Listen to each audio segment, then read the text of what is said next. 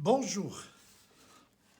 La première lecture de la liturgie de ce troisième dimanche de Carême nous parle des commandements que Dieu a donnés à Moïse pour tisser les conditions de cette alliance que Dieu a pris l'initiative de proposer à son peuple. À vrai dire, nous n'aimons pas beaucoup aujourd'hui parler de lois, de commandements, de contraintes, d'interdictions, car nous avons l'impression qu'ils portent atteinte à notre liberté.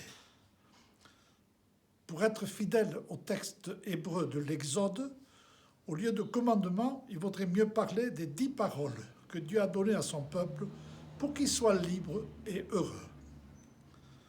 Quand on lit attentivement le texte, on s'aperçoit que la première partie n'est pas un commandement.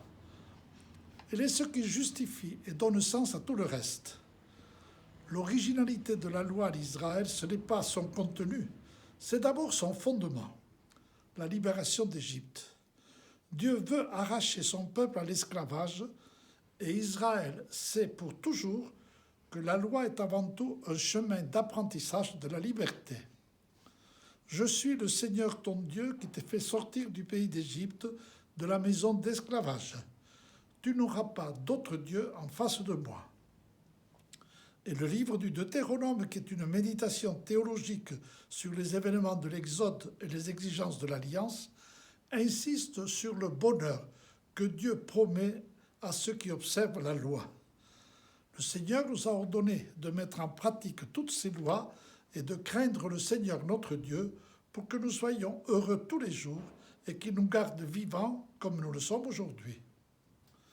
On peut donc lire chacun des commandements comme une entreprise de libération de l'homme de la part de Dieu.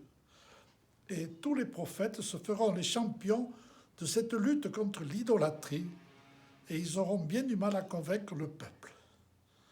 Je crois que ce combat est encore le nôtre aujourd'hui. Les idoles, ce ne sont pas des statues de Dieu en bois ou en fer. Les idoles s'appellent aujourd'hui l'argent, le sexe, la drogue, le pouvoir, la télévision, les moyens modernes de communication qui ont tendance à envahir nos pensées chaque jour.